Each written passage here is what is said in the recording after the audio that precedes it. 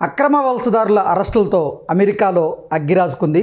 Loss ఏంజల్స్లో వీధులన్నీ కూడా నిరసనకారులతో నిండిపోయినటువంటి నేపథ్యంలో నిరసనకారులని చెదరగొట్టేందుకు America ప్రభుత్వం రబ్బర్ బుల్లెట్లను వారి మీద ప్రయోగించిన నేపథ్యంలో అసలు అమెరికాలో పరిస్థితి ఏంటి అనేది ఒకసారి పూర్తి స్థాయిలో మనం విశ్లేషణ చేసుకుందాం. ప్రస్తుతం మనతో పాటు ఉన్నారు ప్రముఖ రాజకీయ విశ్లేషకులు, ప్రముఖ సీనియర్ జర్నలిస్ట్ డివిఎస్ గారు మనతో ఉన్నారు. వారితో మాట్లాడదాం.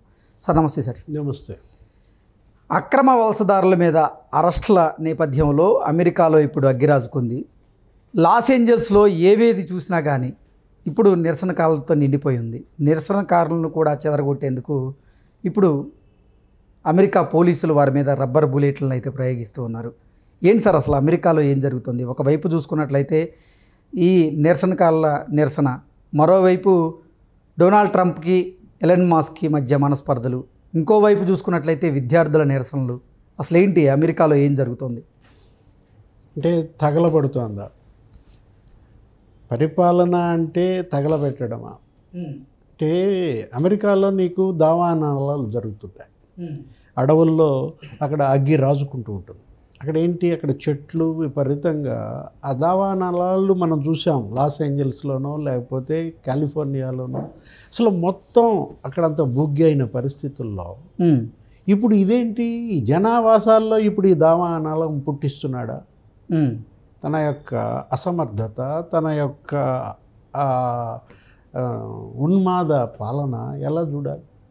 ఇప్పుడు ఇప్పటికీ ట్రంప్ బాధ్యతలు చేపట్టి నీకు 5 నెలలు అవుతుంది. జనవరి 20 నుంచి మనం తీసుకుంటే ఇప్పుడు ఇది జూన్, మరో 10 రోజుల్లో 5 నెలలు పూర్తి 6వ నెలలో అడుగు పెడతాం.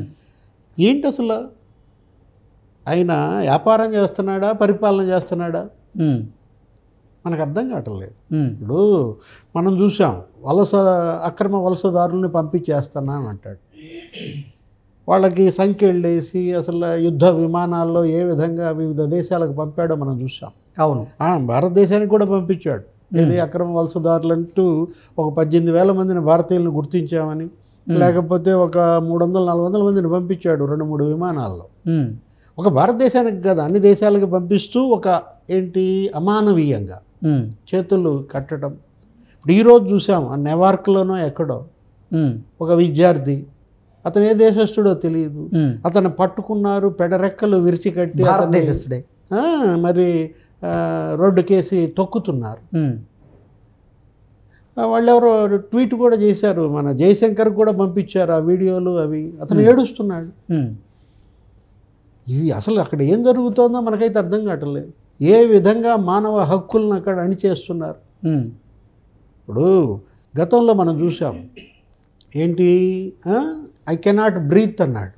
ఇట్లాగే ఒక నల్ల జాతీయుడిని ఒక పోలీసు వాడు మెడ మీద బూట్ కాలేసి తొక్కుతుంటే అతను ఏంటి అసలు అప్పట్లో ఐ కెనాట్ బ్రీత్ అనేది, నేను ఊపిరి పీల్చలేకపోతున్నాను అనేది అసలు అదొక పెద్ద స్లోగన్గా మారింది.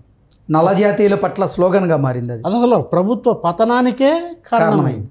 ఆ తర్వాత ఎన్నికల్లో ఆ ఫోటో, ఆ ఒక్క మాట ఒక పెద్ద స్లోగన్గా మారి ఏంటి ఈ అణిచివేత, ఇది పాలన? ప్రజలు ట్రంప్ని కోరుకున్నది ఎందుకు, ట్రంప్కు ఓట్లేసింది ఎందుకు? మేక్ అమెరికా గ్రేట్ అగైన్ అన్నాడు. ఒక మాగా అని చెప్పి ఒక 2,000 పేజీలతో ఇచ్చాడు ఒక డాక్యుమెంట్. అంటే నువ్వు అమెరికాని ప్రపంచంలోనే నెంబర్ 1గా నిలబెడతానని చెప్పి ఈ హింస ఏంటి, ఈ తగలబెట్టడం ఏంటి? మనం అన్నది అదే. నువ్వు పరిపాలన చేస్తున్నావా, నువ్వు అసలు దేశాన్ని తగలబెడుతున్నాడా? ఇప్పుడు లాస్ ఏంజల్స్, ఇప్పుడు మీరు చెప్పారు అగ్గి, ప్రజలు రోడ్ల మీదకి వచ్చి తగలబెడుతున్నారు. నిరసనలు, ర్యాలీలు, నేషనల్ గార్డ్స్ని అక్కడ పంపించడం ఏంటి? అది ఆ రాష్ట్ర సార్వభౌమాధికారాన్నే మరి అణిచేయటం కాదా? ఆయన గవర్నర్ ట్రంప్కి లేఖ రాశాడు. అక్కడ మేయర్ ట్రంప్కి ఇది పెట్టాడు మెయిల్స్, మా రాష్ట్ర సార్వభౌమాధికారాన్ని మీరు ఎలా అణిచేస్తారంటూ నేషనల్ గార్డుని వెనక్కి తీసుకోమన్నాడు. ఎలన్ మస్క్ మళ్ళీ ట్రంప్ను సమర్థిస్తాడు. నిన్నటిదాకా ఎలన్ మస్క్ ట్రంప్ మధ్య కోల్డ్ వార్ డైరెక్ట్ వార్గా బయటపడింది. అక్కడెక్కడో ఆ సెక్స్ కుంభకోణంలో మళ్ళీ ట్రంప్ పేరు మస్క్ బయటకు తీశాడు. మస్క్ మీద ట్రంప్ ఫైర్ అయ్యాడు. అంటే భయపడ్డాడు ఆ మస్క్. ఇవాళ ఇది సమర్థించడం ఏ సంకేతం? ఎలన్ మస్క్ అంటే దీన్ని సమర్థించడం ద్వారా అతనేంటి బేరానికి పెట్టుకున్నాడా? ఓకే. మళ్ళా ట్రంప్తో రాజీకి సిద్ధమయ్యాడా? ఇప్పుడు నీకు సంబంధించినటువంటి ఆ స్పేస్ దీని కాంట్రాక్ట్లు రద్దు చేస్తాడు అని చెప్పి ఇవాళ భయపడుతున్నాడా? స్పేస్ ఎక్స్ అంటే ఇప్పుడు మనం చూసాం దగ్గర ఒక 5.5 లక్షల మంది అక్కడ నివాస రద్దు చేశాడు. అవును. ఏది అక్కడ అక్రమ వలసలుగానో మరేదో విధంగా అతను అక్కడ నివాసం ఉండటానికి వీల్లేదని రద్దు చేశాడు. రోజుకి 3,000 మందిని పంపించాలంట అతను ఇచ్చినటువంటి ఆదేశాలు. రోజుకి 3,000 మందిని పంపించాలని టార్గెట్ పెట్టడం ఏంటి? అసలు మొన్న ఒక రోజు అయితే నీకు 2,200 మందిని పంపించారట. ఇదెక్కడి ఇమ్మిగ్రేషన్? అంటే అధ్యక్షుడు ఆదేశిస్తాడు, ఇమ్మిగ్రేషన్ కౌన్సిల్ పాటిస్తోందా? ప్రవాస భారతీయుల పరిస్థితి ఏంటి సార్? అమెరికాలో ఉన్న భయభ్రాంతులకు గురవుతున్నారు. ఇప్పుడు నెత్తి మీద పెట్టుకున్నాం, ఇవాళ అనుభవిస్తున్న పరిస్థితి అన్నమాట. భారతీయుల్లోనే ఎంతమంది ట్రంప్ మద్దతుదారులు ఉన్నారు? ఆ రోజు ట్రంప్ కావాలని ఎంతమంది ఓటేశారు? ఇవాళ భారతీయుల పరిస్థితి ఏంటి అక్కడ? ఒకవైపేమో టారిఫ్ వార్ అంటాడు.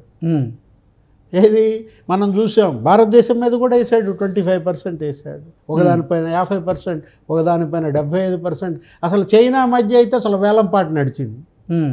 వీళ్ళు అమెరికా ట్రంప్ వాళ్ళ మీద 125% అంటాడు, వాళ్ళు అమెరికా మీద 135% అంటాడు, ఇతను మళ్ళీ దాన్ని 230% అంటాడు, మళ్ళా వెనక్కిపోతాడు, 90 రోజులు వాయిదా అంటాడు, టారిఫ్ అమలు మళ్ళీ 90 days అంటాడు. ఏం చేస్తున్నాడు మనకు అర్థం కావటం లేదు. అతను పరిపాలన చేస్తున్నాడా? ఇదా మేక్ అమెరికా గ్రేట్ అగైన్? మనం గతంలో కూడా చెప్పుకున్నాం, మాగా చేస్తానన్నాడు, మాడా చేశాడా? మేక్ అమెరికా డ్యామేజ్ అగైనా? ఇప్పటికే డాలర్కి ప్రత్యామ్నాయ కరెన్సీ రూపొందించడంలో యూరోపియన్ యూనియన్ బిజీగా ఉంది. యూరోపియన్ యూనియన్ ఇవాళ ఈ డాలర్కి ప్రత్యామ్నాయ కరెన్సీ తెస్తే ఏంటి డాలర్ పరిస్థితి? గ్రీన్లాండ్ కొంటానంటాడు. గ్రీన్లాండ్ నువ్వు కొంటాం ఎందుకు? అంటే నీకు అక్కడ ఏం పెడదామని? లేకపోతే కెనడా 51వ రాష్ట్రంగా చేస్తానంటాడు. ఇప్పుడు నీకున్న రాష్ట్రాలు చాలలేదా? నీకున్న భూభాగం చాలలేదా? జనం చాలలేదా? ఇప్పుడు జనాన్నేమో అక్కడి నుంచి సంఖ్యలేసి బయటికి పంపిస్తున్నాడు, కెనడానేమో 51వ రాష్ట్రంగా చేసుకుంటాడంట. ఏమన్నా సింక్ అవుతుందా నీకు? అంటే నీకు నీ రాష్ట్రం, నీ దేశంలో ఉన్న అన్ని రాష్ట్రాల వాళ్ళనేమో డిపోర్ట్ చేస్తావా? కెనడానేమో ఎపార్ట్ చేస్తావా? అంటే కెనడాని కలుపుకోవటం ఏంటి? ఇక్కడున్న వలస వాళ్ళని అక్రమ ముద్ర వేసి బయటికి పంపడం ఏంటి? గోల్డ్ ట్రంప్కి అధికారం రావడం కోతి చేతికి కొబ్బరి చిప్పించినట్లుగా ఉంది అంటూ కొంతమంది వారి అభిప్రాయాలను వ్యక్తం చేస్తున్నారు సార్. దీన్ని ఎలా చూడాలి? కోతికి కొబ్బరి చిప్పిస్తే పీక్కు తింటుంది, లేదు నెత్తికేసి కొట్టుకుంటుంది. ఇతను నెత్తికేసి కొడతలా, ఇతను జనం నెత్తికేసి కొడుతున్నాడు. ఇది ఎక్కడ కోతి పాలన? ఇప్పుడు మనం అదే అంటోంది, అక్రమ వలసదారులని సంఖ్యలు వేస్తున్నావు, వాళ్ళని అసలు పశువులను కుక్కినట్టు యుద్ధ విమానాల్లో కుక్కి పంపిస్తున్నావు. మరి గోల్డ్ కార్డ్ ఏంటి? ఎగ్జాక్ట్లీ. ఇక్కడ మీకు పౌరసత్వం ఇస్తా, మీరు కొనుక్కోండి అంటే 45 కోట్లు 30 కోట్లు అమ్ముతావా పౌరసత్వాన్ని? అంటే నేను ఇందాక అన్నది అదే, ఇతను పరిపాలన చేస్తున్నాడా, వ్యాపారం చేస్తున్నాడా? ఈ గోల్డ్ కార్డు వల్ల సార్ ఇతర దేశాల్లో ఈ క్రిమినల్స్గా, అంటే ఆర్థిక నేరస్తులుగా మారిన వాళ్ళందరూ అమెరికాకి పారిపోవడం, అక్కడ గోల్డ్ కార్డు కొనుక్కోవడం, ఆ సిటిజన్షిప్ తీసుకోవడం, అక్కడే స్థిరపడడం. అంటే ఇక్కడ వీళ్ళంతా నేరాలకు పాల్పడుతున్నారు, క్రిమినల్స్, ఉగ్రవాదులు. నేను ఉగ్రవాద రహితంగా అమెరికాని చేస్తున్నాననేమో సంఖ్యలేసి యుద్ధ విమానాల్లో కుంకి అమాయకులను పంపిస్తున్నాడు. ఉగ్రవాదులకేమో అమ్ముతున్నాడా? క్రిమినల్స్కి అమ్ముతున్నాడా? అలాగే 5 కోట్లకి. అంటే మనకి అసలు సింక్ అవ్వటం లేదు. ఇక్కడ ఉన్న ప్రజలనేమో నువ్వు పంపించేస్తున్నావు, డిపోర్ట్ చేస్తున్నావు, అక్కడ ఉన్న ప్రజలనేమో రమ్మంటున్నావు, గోల్డ్ కార్డు కొనుక్కోమంటున్నావు. అంటే ఇప్పటికీ ఒక $5 బిలియన్ అమ్మాడంట. $5 ట్రిలియన్ ఇవాళ గోల్డ్ కార్డు ద్వారా వ్యాపారం చేయాలని. ఆర్థిక నేరస్తులే కదా సార్ మరి అంత ఖర్చు పెట్టి వెళ్ళేది అక్కడికి. అంటే ఇవాళ ఏంటి మరి మనం చూసాం లండన్ ఏది ఆర్థిక నేరగాళ్ళకి అది స్వర్గధామంగా మారింది. భారతదేశంలో బ్యాంకులకు డబ్బులు ఎగ్గొట్టడం, లండన్ వెళ్ళిపోవడం, లేదా లండన్ దగ్గర దీవులు కొనుక్కోవడం. విజయ్ మాల్యా, లేకపోతే చోక్సీ, లలిత్ మోడీ, నీరవ్ మోడీ, అసలు మొత్తం ఆర్థిక నేరస్తులంతా అక్కడ లండన్లోనే ఉండాలా? మా అమెరికా కూడా రమ్మంటున్నాడా? ఇతను ఏంటి నేరగాళ్ళకి ఇవాళ రెడ్ కార్పెట్ బరుస్తున్నాడా ఈ గోల్డ్ కార్డు ద్వారా? అంటే అతను ఇవాళ ట్రంప్ ఒక గుదిబండగా మారాడా అమెరికాకి? ఇవాళ మేక్ అమెరికా గ్రేట్ అగైన్ అని చెప్పి ఇవాళ అమెరికాని అధః పాతాళానికి తొక్కేస్తున్నాడు. డాలర్ని సర్వనాశనం చేస్తున్నాడు. ఒకప్పుడు అక్కడ యూనివర్సిటీలు, అక్కడ విద్యార్థులు కళకళలాడే. ఎంతమంది, ఎంత బడ్జెట్ అక్కడ నడుస్తుంది నీకు? అమెరికా బడ్జెట్లో ఇవాళ యూనివర్సిటీలు. హార్వార్డ్ మీద కక్ష పెట్టావు. హార్వార్డ్ యూనివర్సిటీ మీద అసలు మామూలుగా వేధింపులు గురి చేయటంలా. ఇతను కొడుకు ఏదో అక్కడ సీట్ ఇవ్వలేదని చెప్పి దాని మీద కక్ష సాధిస్తున్నాడు అంటారు. ఆమెమో మరి ఫస్ట్ లేడీ సిటిజన్, ట్రంప్ భార్య ఏమో లేదు లేదు అసలు మేము అప్లై చేయలేదు మా కొడుకు అంటది. అసలు యూనివర్సిటీల మీద కక్ష కట్టిన యుఎస్ ప్రెసిడెంట్ నువ్వు చూసావా? ఈ విధంగా సంఖ్యలు వేసి, ఈ విధంగా యుద్ధ విమానాల్లో వలసదారులు కుక్కి విమానాల్లో పంపటం ఏంటి? అసలు ఈ టారిఫ్ వార్ ఏంటి? ఏదైనా ఇప్పటి వరకు పనిచేసిన అధ్యక్షులంతా ఒక ఎత్తు, ఇప్పుడు ఈ ట్రంప్ 2.0 మరో ఎత్తు అంటారు. చేసుకున్న వాళ్ళకి చేసుకున్నంత మహాదేవ అనుభవించాల్సిందే.